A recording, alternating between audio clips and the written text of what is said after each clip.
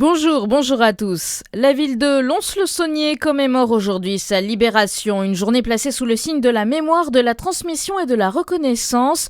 2 expositions ont été réalisées pour cette journée, l'une par le musée de Lons-le-Saunier autour de la libération de la ville, une seconde est mise à disposition par le Souvenir français à découvrir dans la cour de l'ancienne mairie.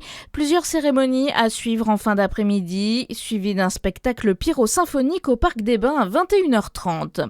C'était une figure politique bourguignonne. Les obsèques de François Patria ont lieu ce matin à la collégiale Notre-Dame de Semur en Auxois. Figure politique, le sénateur de Côte-d'Or surnommé Fanfan est décédé la semaine dernière à l'âge de 83 ans des suites d'un grave accident de vélo. Plus d'1 millier de personnes sont attendues pour rendre un dernier hommage à l'élu Baptiste Berthelin. Oui, près de 1500 personnes sont attendues pour les obsèques du sénateur de Côte-d'Or qui était un visage historique du macronisme. Emmanuel Macron sera d'ailleurs présent et le chef de l'État devrait prendre la parole au cours de la cérémonie pour rendre hommage à, je cite, son ami cher. D'autres personnalités politiques devraient également faire le déplacement pour honorer la mémoire de cet homme qui aimait tant sa Bourgogne natale, comme le Premier ministre Sébastien Lecornu et plusieurs membres du gouvernement, mais aussi la présidente de l'Assemblée nationale Yaël Braun-Pivet et le président du Sénat Gérard Larcher.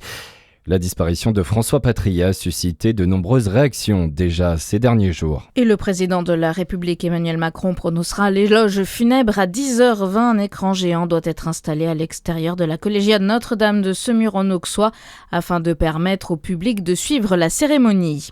Un homme sous OQTF devant la justice hier à Besançon. Le prévenu vendait du tabac de contrebande à Planoise et est accusé de ne pas avoir répondu à ses obligations liées à son assignation à résidence. Il est condamné à une peine de 6 mois ferme et à interdiction de paraître sur le territoire national durant 10 ans.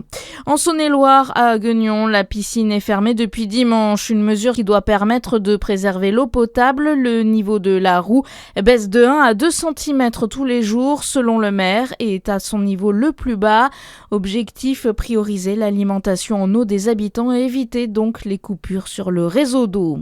Dans le reste de l'actualité, un village de l'Aude ravagé par une tornade. Elle s'est formée hier après-midi et s'est notamment abattue sur le village de Poma qui compte environ 1000 habitants. Selon un dernier bilan, 41 personnes ont été blessées et prises en charge. Les dégâts matériels sont considérables. 300 habitations ont été touchées. Et puis Sophie Adenau de nouveau dans l'espace aujourd'hui. L'astronaute française doit effectuer sa 2e sortie à l'extérieur de la station spatiale internationale. La bourguignonne et son collègue américain Anil Menon passeront 6h30 dans le vide spatial.